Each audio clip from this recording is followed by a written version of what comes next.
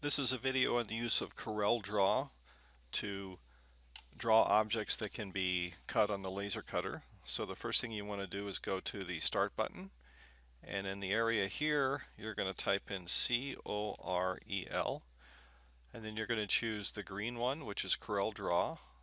So I'm going to click there. It's going to take a minute for it to come up. It's a big program. And while this is coming up, what we're going to do first is we're going to set the name of the file, and also I believe on the initial screen we can set the size of the palette, which is the piece of paper essentially that we're going to be working on. We want to set that to match the size of our laser cutter bed. So at this pop-up here, just hit close.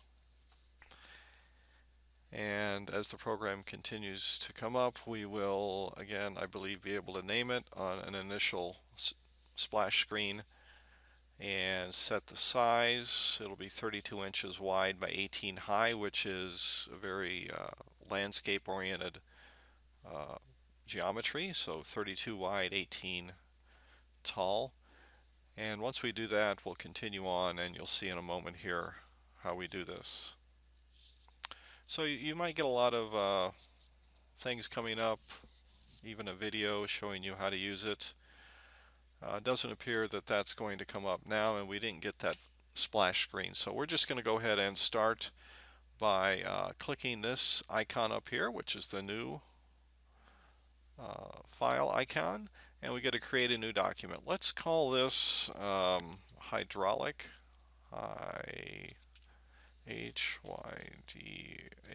hydraulic, P, capital P and P, and I'm going to put my initials here. And here we're going to set the width and height. So your installation probably won't have these dimensions here. It will probably be 8.5 by 11, but you want to change these to 32 by 18. So you may have to change that. It came up automatically for mine. I've used this before. Also, for the primary color mode, we want to change that to RGB. And we don't really need to know why we do that at this point. So we've got a name for our file, we've got a width and a height for the big piece of paper we're going to be working on, and we've changed the primary color mode to RGB, and I'll tell you why that's important in a little bit. So we click OK, and there's our 32 by 18 palette on which to draw stuff that we're going to laser cut or engrave. Okay, first thing we want to do at this point is we want to go over to the vertical ruler to the left here, and I'm over here, so I'm going to right click and ruler setup. I'm going to make the vertical axis origin at 18. I'll tell you why I do that now. So as you can see right here, as I come up here, I see the upper left hand corner of my landscape oriented palette is at the origin 0 and 0. So horizontally, numbers become larger and more positive as I go to the right, and as I go down, they become larger in magnitude but are negative. So that's an easier way to work rather than have this at 18 and have to subtract from 18. So when we go down from this upper left hand corner, which is the reference point, the datum, if you will, we're always going to go to negative values, and here we're going to go to positive values. Okay, so I'm just going to go through the basics here, and then we'll see how it goes. So say I want to draw a rectangle. So over here on the left are a whole bunch of different things you can do. It's a little quirky, but actually I guess it's very powerful once you get the hang of it. But for our purposes, I'm just going to click on the looks like a square, and I'm going to draw a rectangle here. So once I do that, I just hit the escape button.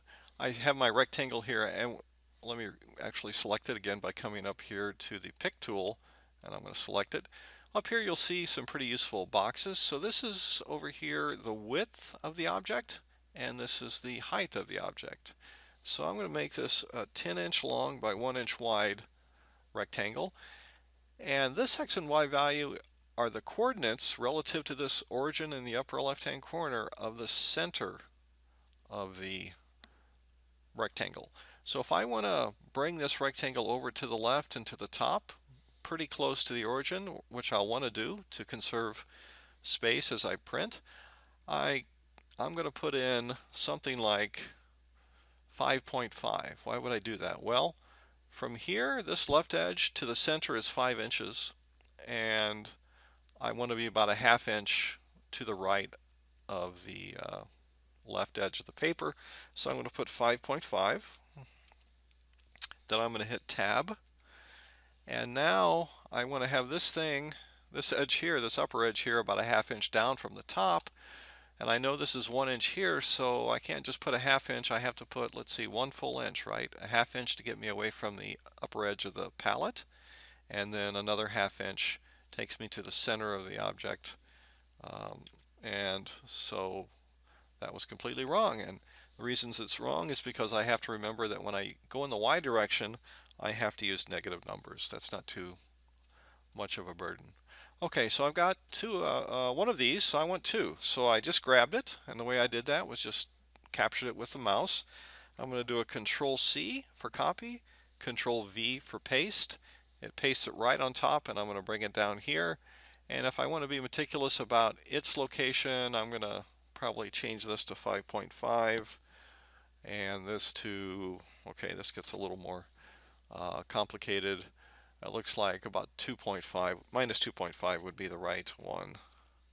I say complicated because these are coordinates at the center of this object, and we're really worried about the perimeter pieces.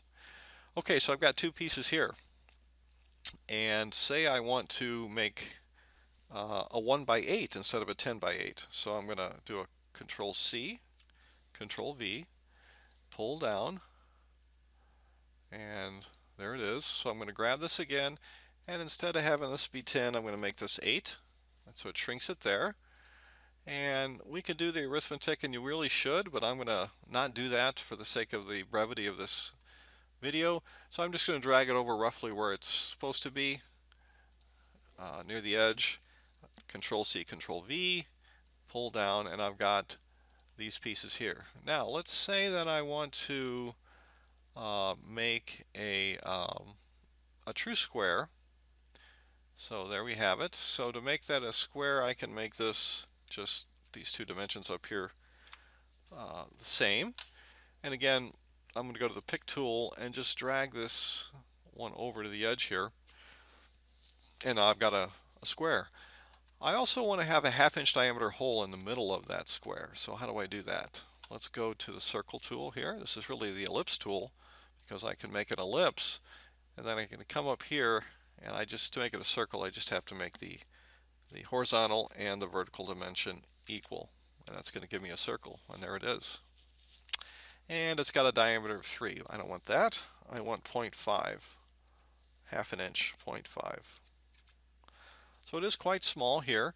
You can use the mouse wheel to increase the magnification, and then if you push down and hold the mouse wheel, it'll pan, which will move it around yeah, it'll pan around. So I'm going to go back to the pick tool. I'm going to grab this guy, and I'm going to drag it over here, and it should snap to the center right there. So now I've got a 3 inch by 3 inch square with a ½ inch hole right in the middle, and say I want, I don't know, say I want 2 of those.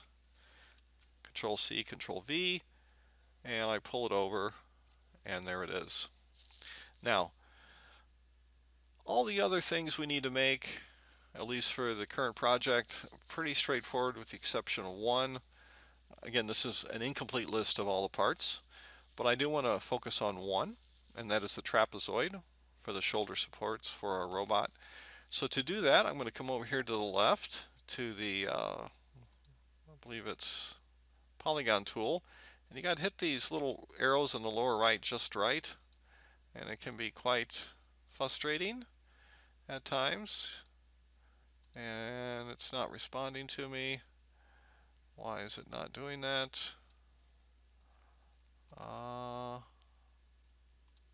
There we go.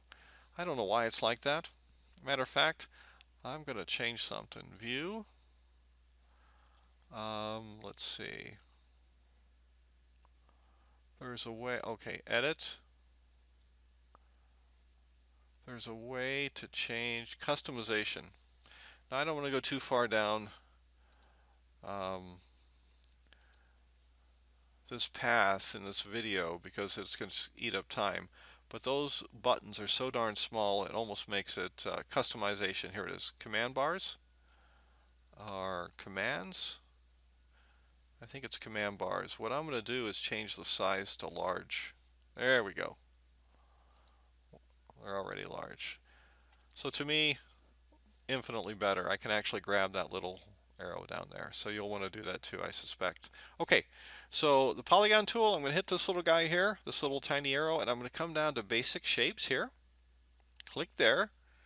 Up here, it's going to give me all my basic shapes. We're going to choose the trapezoid, which is right here. So I click there, and I draw my trapezoid. Wonderful. Now, you might expect it easy to, again, to get out of some mode, go back to the pick tool, and you can get out of that. You might think it's easy to dimension this thing. It may be easy for an expert with Corel. It's not easy for me. So what I'm going to do is teach you a way which worked for me, and that is to grab it and then go to Object, Convert to Curves. So this is now an object which we can have a little more flexibility in changing its fundamental shape. So if I come over here and go to the Shape tool, you'll see that I can move and make that vertical. I can bring this back in a little bit, and that's kind of the shape of the object that we're going to want to have for our shoulder supports. Okay, so how do I know that these dimensions are about right? Okay, so here's what we want to do. We want to go to this button here, which is the straight line connector tool. Actually, that's not it. The one above it, parallel dimension tool. So I'm going to click here, and we want parallel dimension. And let me show you how this works. It's a little quirky till you get the hang of it. I think I might have the hang of it by now. So you click here, keep the mouse down until it clicks at a node again. Click there and pull out. And that's going to give you a dimension. And since we're on this enormous 32 by 18 palette, I have to zoom in to be able to see this. So what I'm going to do now is go back to the pick tool. I'm going to, let's see, no, I don't want to do that. This is not Inventor. So I'm going to go back to the shape tool, and I'm going to pull this guy in a little more, and fortunately this updates with me. I'm going to go till this is 1 inch. And I'm going to keep going until I get pretty darn close, and then I'm not going to worry about it anymore now. I'm going to go left arrow. Just get on the keyboard, go left arrow. This is called nudging. Boom. That's 1 inch. Doesn't exactly look horizontal, but it's good enough for now.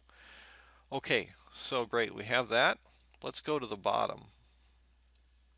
And let's say I want this to be 3 inches. Or actually, yeah, let's do 3 inches.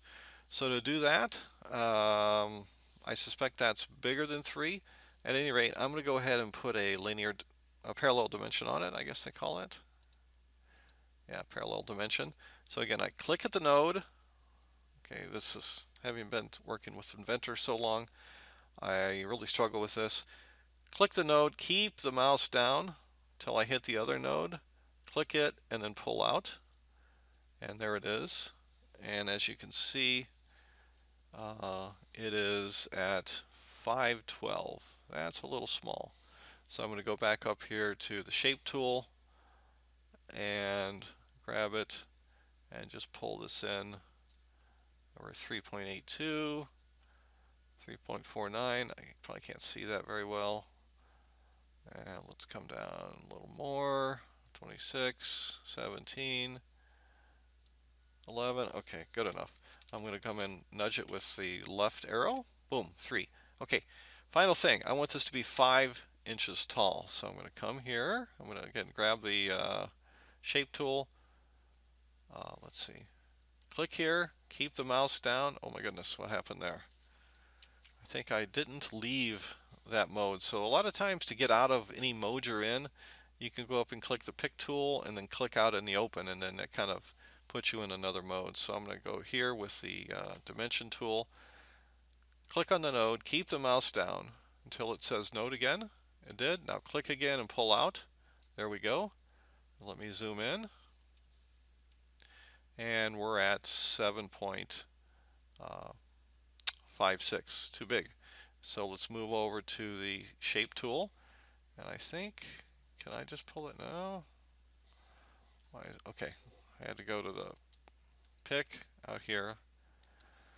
And I think, there we go. I think I just didn't grab it. I can pull this up like so. And now I'm at 5.82. And why did I do that? It's a little fussy. So I'm going to grab here and come straight up. I need to go about 0.8 inches. Okay, a little too much. So what I'm going to do is click on that one, and I believe what would be down arrow. Okay, that's not working quite as easily. So let's grab that one and then, yeah, there it goes. So what I had to do is grab the bottom there, and now I can nudge it up to 5. So at this point I've got a, okay, that changed a little bit. Let's pull this guy out. Okay, again, you gotta go and kind of let it know where you're at. Let me just grab it and use the nudge tool. Bear with me. I find Corel powerful, but very idiosyncratic. It will not let me do that. So if I come out a little bit, okay, that's 0.99, and let's nudge it one more. I guess if I click there.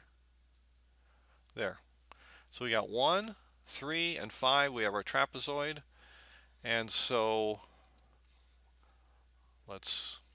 we need 2 of those. Copy, paste. Let's pull it over here.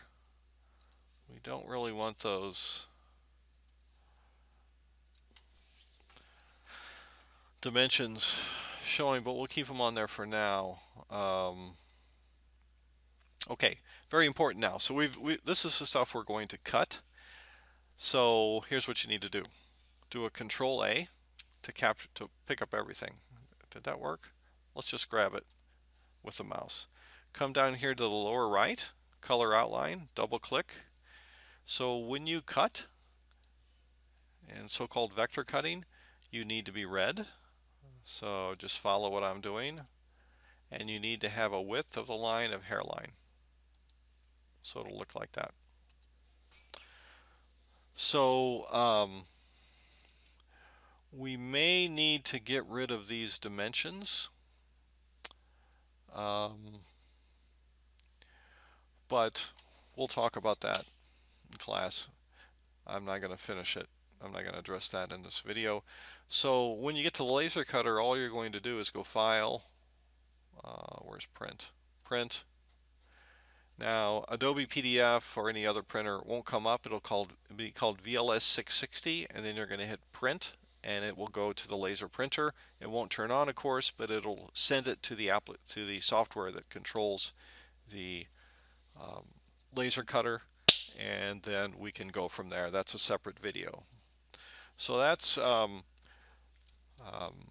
Corel Draw in a nutshell, just to get you going.